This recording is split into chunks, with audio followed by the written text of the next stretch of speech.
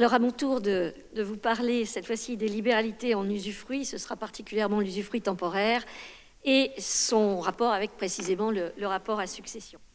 Alors, c'est vrai que souvent, on va retrouver l'usufruit des biens familiaux au cœur de l'anticipation successorale et de l'ingénierie patrimoniale.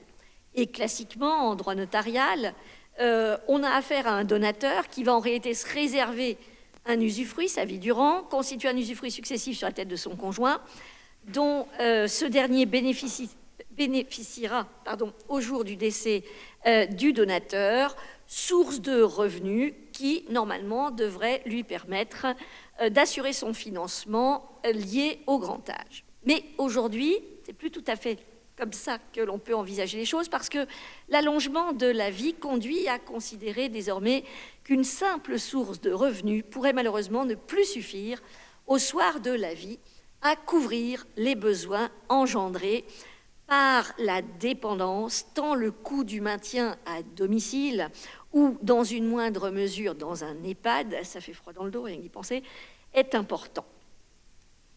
Contre-productif lorsque l'usufruit est maintenu entre les mains du donateur, dont on sait aujourd'hui qu'il va vivre très âgé, le démembrement de propriété mis en œuvre pour des raisons fiscales, souvent plus que civiles, va empêcher en réalité la jeune génération de dynamiser le patrimoine familial comme elle le souhaiterait pour pérenniser la fortune familiale.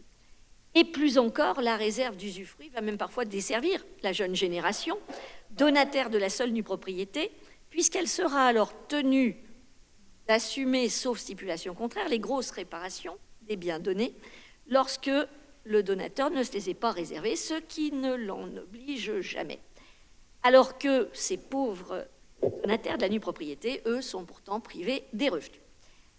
Alors tout au plus, cette anticipation successorale démembrée, à quoi sert-elle ? En fait, elle n'est avantageuse que fiscalement pour les donataires, puisque c'est le donateur qui paiera les droits de mutation à titre gratuit, et que, envisagée au bon moment, si possible avant 61 ans, eh bien, elle permettra un transfert du bien fiscalisé sur la seule nue propriété à hauteur de la moitié de sa valeur, faisant économiser un coût fiscal de droit de mutation à titre gratuit au jour du décès sur l'usufruit qui s'est éteint en même temps que le donateur, reconstituant la pleine propriété, pour l'instant sans charge fiscale, entre les mains du donataire.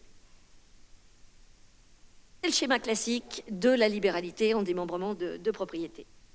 Mais à l'inverse de ces premières figures très classiques, portant sur des réserves d'usufruit, viagées, au profit du donateur, puis du conjoint survivant après le décès du donateur, il est aujourd'hui d'autres stratégies juridiques qui utilisent les démembrements de propriété de manière différente, conduisant désormais le donateur à conserver la nue propriété, tandis que le donataire, lui, ne sera bénéficiaire que d'un usufruit, mais pas d'un usufruit viager, d'un usufruit temporaire, sur des biens frugifères, la plupart du temps.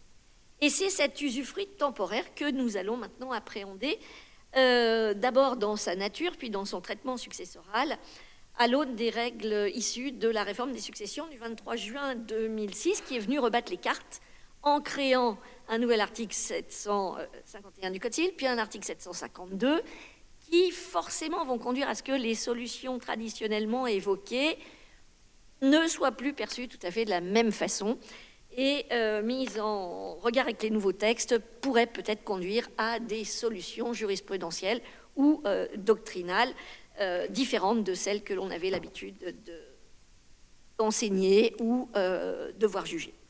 Alors, quelle est tout d'abord la nature et l'intérêt de la donation d'usufruit temporaire ? Qu'est-ce qu'un usufruit temporaire ? Donner l'usufruit temporaire d'un ou certains biens assez successibles pour la durée des études, 5 ans, 6 ans, par un parent à son ou ses enfants, ou pour faciliter une installation, mais ça ira rarement au-delà de 10 ans en raison de la fiscalité, puisque cette donation d'usufruit temporaire, pour une durée de 10 ans maximum, sera fiscalisée à 23% de la valeur de la pleine propriété du bien, et ce, donc, toutes les tranches de 10 ans, sans jamais dépasser la valeur d'un usufruit viager. Alors, c'est une opération attrayante aujourd'hui pour les donateurs lorsqu'ils sont lourdement fiscalisés. La donation d'usufruit temporaire qui permet de gratifier l'enfant étudiant ou qui s'installe dans la vie en l'aidant financièrement, ce que ne permet pas malheureusement la donation du propriété, sans que pour autant le donateur ne se dépouille définitivement d'une source substantielle de revenus qui lui sera utile au stade du grand âge, est quand même particulièrement apprécié.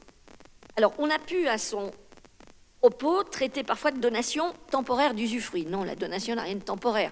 La donation est définitive. C'est l'usufruit, objet de la donation, qui va être temporaire.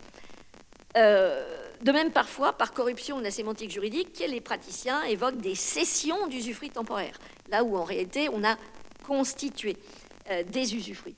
Ainsi, la donation d'usufruit temporaire va impliquer la constitution d'un usufruit temporaire au profit du donataire à partir de la pleine propriété du donateur.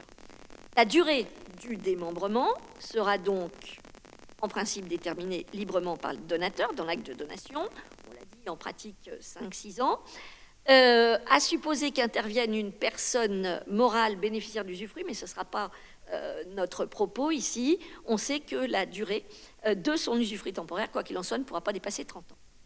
Alors, dans l'opération qui nous intéresse, l'usufruitier va donner l'usufruit du bien démembré, dont il reste nu propriétaire, à l'un de ses enfants pour une durée déterminée, la durée de ses études. La particularité de la donation d'usufruit temporaire tient à l'existence donc du terme qui est fixé au démembrement.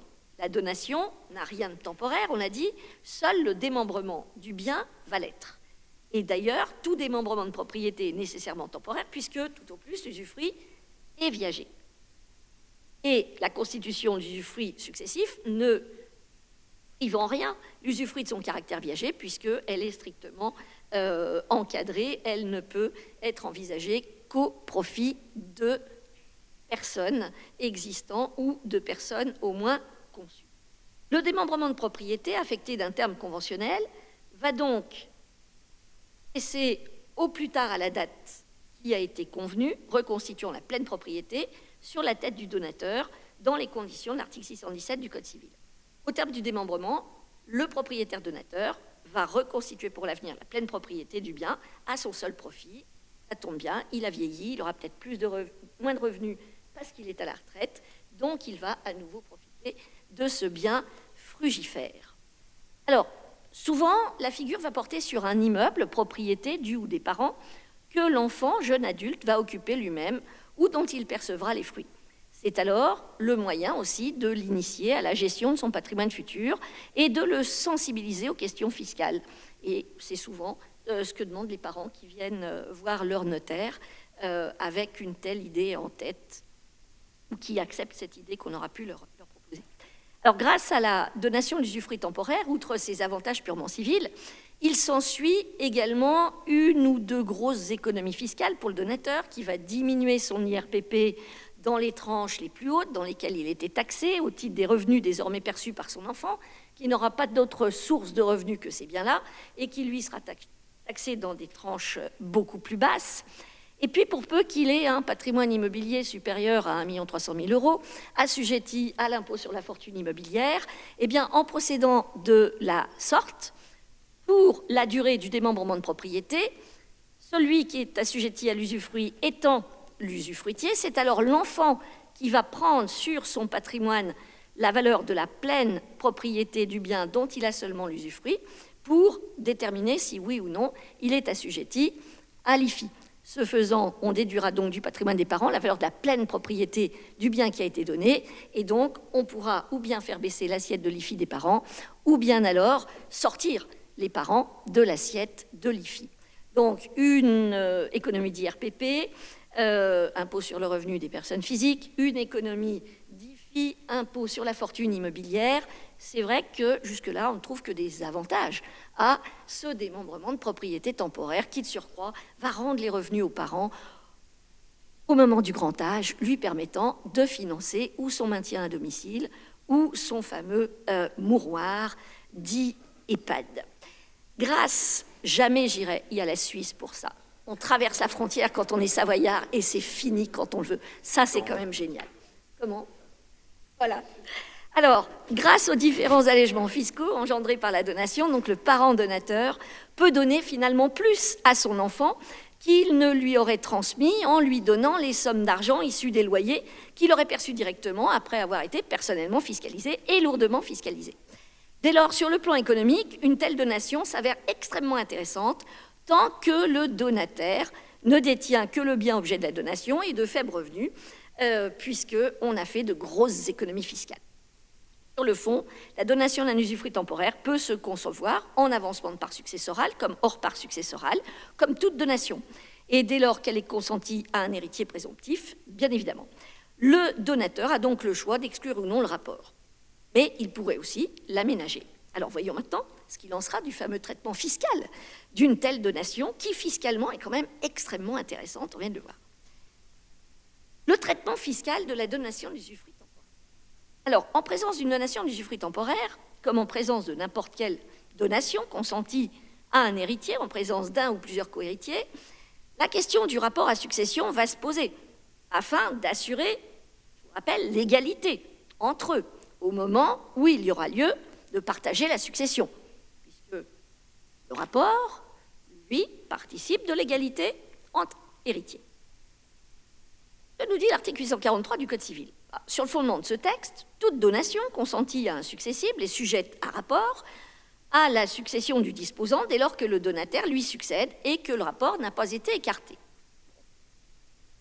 Mais si on regarde d'autres textes, on a aussi l'article 851 qui nous dit quoi? Que depuis la loi du 23 juin 2006, donc, et l'introduction de ce fameux texte, 851 particulièrement la linéa 2, peu importe que la donation porte sur un capital ou sur des fruits et revenus, pour qu'elle soit rapportable, puisque la somme donation de fruits donne lieu à rapport. La donation de fruits et revenus est donc présumée rapportable aujourd'hui, contrairement à une opinion antérieure, selon laquelle la donation de revenus ne devait pas engendrer de rapport, dans la mesure où les revenus avaient vocation à être consommés, et qu'une telle donation n'engendrait donc pas d'appauvrissement du donateur tant que son capital n'était pas entamé. Si on relit Plagnol et Ripert, qu'est-ce qu'il nous disait? Énoncé dans toute son ampleur, cette règle prend une importance considérable, ipso facto, en raison de leur origine. Elle aboutit à soustraire au rapport une foule de donations, telles par exemple les abandons de jouissance et constitution d'usufruit au profit d'un successible, les abandons de loyers, fermages et autres prestations annuelles, les pensions et rentes viagères payées par le disposant sur les revenus, les primes d'assurance dans la plupart des cas, enfin, de manière générale, toute libéralité que leur auteur peut réaliser sans qu'elle se traduise par une atteinte portée à son capital. Et il continue, à l'appui de cette formule générale de dispense, on peut invoquer de bonnes raisons. Normalement, les revenus sont objets de dépenses. La plupart qui en est affectée à des libéralités serait sans doute, si l'on modifiait sa destination, consommée autrement, mais sans accroître le capital et par suite la succession à venir du disposant. Donc, donation de revenus, pas de rapport. De toute façon, le donateur, s'ils n'avaient pas donné, les aurait consommés.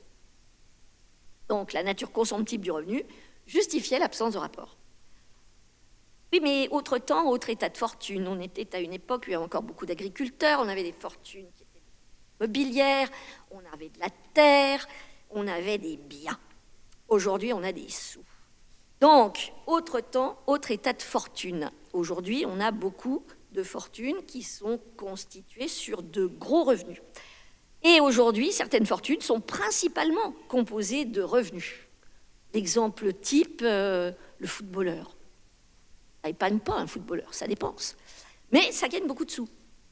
À supposer qu'il ait effectivement des enfants et qu'il ait pu donner temporairement, des revenus, on conçoit tout à fait, aujourd'hui, le nouvel article 851, alinéa 2, l'enfant de ce nouveau riche qui a reçu beaucoup de revenus, eh bien, doit le rapport de ceux-ci.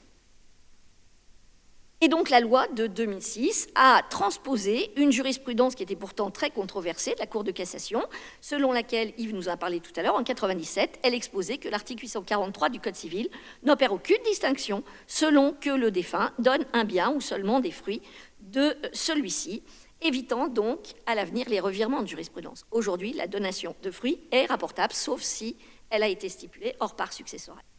Et d'ailleurs, les auteurs classiques eux-mêmes, honnêtement, quand on les lisait jusqu'au bout, admettaient tout de même une limite à leur analyse, tout en tentant de se justifier. Alors, repartons de Plagniol et Ripert, continuons. Sans doute, il y a quelque exagération et quelque arbitraire à présenter cette idée comme une vérité absolue.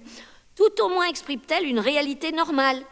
Il demeure généralement exact que si des abandons de fruits aux revenus peuvent créer un privilège pour un héritier présomptif, ils ne se traduisent pas par une inégalité telle que l'entendent les articles 843 et suivants, et que la théorie du rapport est destinée à prévenir.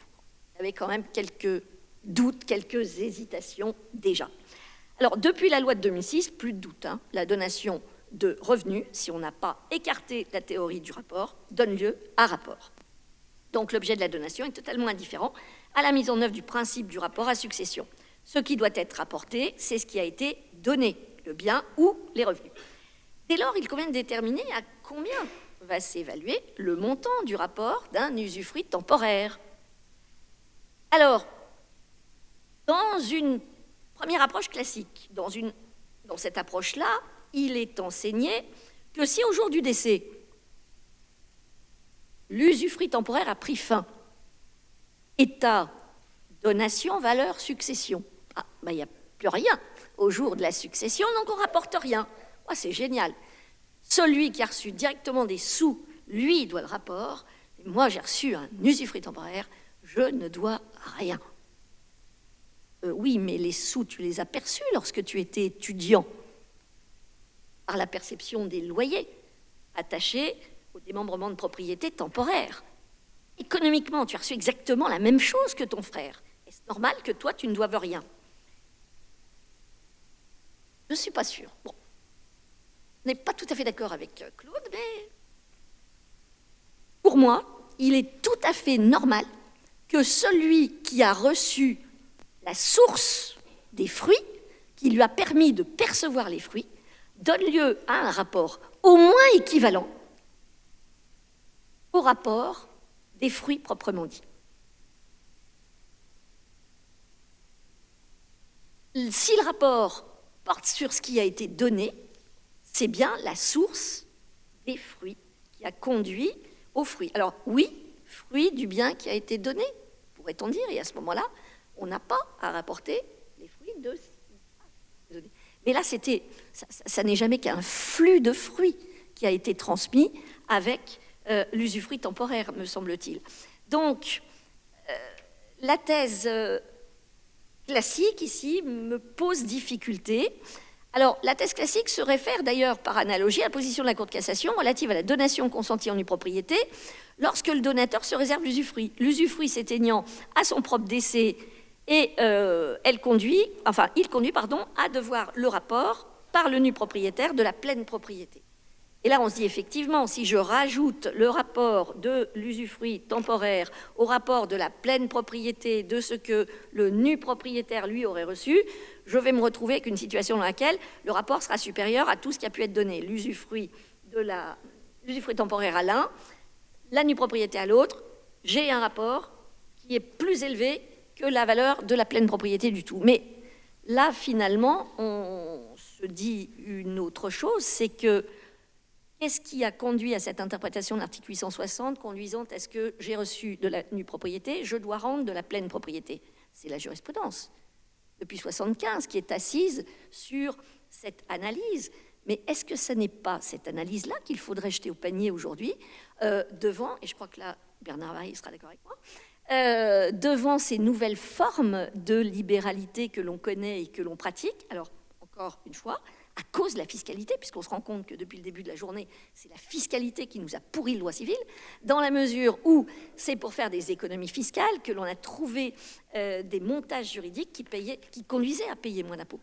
Donc, malheureusement, dans ces situations-là, on en est conduit à se dire, mais non, on ne peut plus admettre cette jurisprudence de 1975 conduisant à ce que le nu propriétaire doive rendre la pleine propriété. Le donataire en nue propriété ne peut pas rendre la pleine propriété du bien qui a été donné, particulièrement lorsque l'on se rend compte que dans un premier temps, on avait donné un usufruit temporaire à un enfant, puis que dans un deuxième temps, on va donner la nue propriété de ce même bien à un autre enfant. Seul l'enfant qui n'a jamais reçu les fruits devrait le rapport de la pleine propriété, alors que c'est son frère qui a profité de la jouissance du bien et des fruits du bien.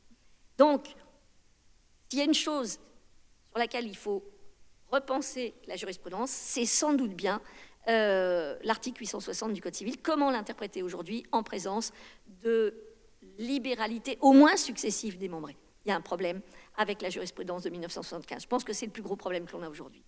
Alors, dans une approche utilitariste, plus moderne, on peut considérer, et c'est au moins ce que je pense, que si j'ai donné la source des revenus, le flux de revenus, eh bien, je ne peux pas devoir moins de rapports que celui qui a reçu directement les fruits. Est-ce que je ne dois que les fruits? Peut-être, c'est l'analyse la plus simple à opérer. Quid de la méthode d'évaluation du rapport? On peut en trouver plusieurs. La méthode la plus simple, je vous l'ai dit, c'est pour une donation d'usufruit temporaire, l'addition des différents revenus qui ont été perçus ou auraient pu l'être. Alors c'est vrai que si l'on réfléchit bien, la donation apportée sur un droit réel et pas sur de simples fruits. Est-ce qu'on ne pourrait pas alors considérer que celui qui a reçu la source des fruits doit finalement plus que les fruits lui-même? Et donc, on tiendrait compte de la valeur de la propriété du bien, de la durée de l'usufruit et du taux de rendement pour déterminer, alors, le montant du rapport qui serait dû. Certains praticiens, alors c'est dommage, il n'est pas ici aujourd'hui, il n'a pas pu venir, notre ami Marc Chetaille, lui reproche à cette méthode de ne pas prendre en compte le montant des charges supportées par l'usufruitier temporaire et il retient une décote liée aux aléas de la gestion dans le temps ainsi qu'aux charges supportées par l'usufruitier. Je ne suis pas tout à fait d'accord non plus avec cette analyse. Pourquoi? Parce que lorsque j'opère le rapport d'un bien que j'ai reçu en pleine propriété, je rapporte la valeur de la propriété. Je ne rapporte absolument pas une valeur des côtés, des frais de gestion, de l'aléa de gestion, etc. Mais c'est une autre façon d'appréhender le montant qui pourrait être dû au titre de ce rapport. Et puis, il y a une dernière analyse qui est celle du doyen Aulagnier, qui est plus économique, moins juridique, et qui se fonde sur les flux financiers, qui conduit à déduire systématiquement les charges afférentes à la conservation et à l'entretien du bien. Quelle est la méthode pour calculer au mieux le montant du rapport qui serait dû en présence d'une telle libéralité? Je n'en sais fichtre rien. Y a-t-il vraiment rapport au titre de la donation d'usufruit temporaire qui a pris fin au jour du décès? Je pense que oui. Pourquoi? À cause des dispositions issues de la loi de 2006 liées à la donation de fruits proprement dite. Faut-il conserver la jurisprudence conduisant à l'analyse du rapport en pleine propriété de la donation consentie en nue propriété, telle qu'elle est issue de la jurisprudence antérieure? Je pense que non. Ai-je raison? Je n'en sais rien. Pas plus que les uns et les autres depuis ce matin ont pu dire si leur position était vraiment la meilleure. On vous a tous exposé ce qu'on en pensait. Aujourd'hui, on fait en pratique notariale des donations d'usufruit temporaires. On les fait souvent pour des raisons plus fiscales que civiles. Fait-on courir des dangers aux clients?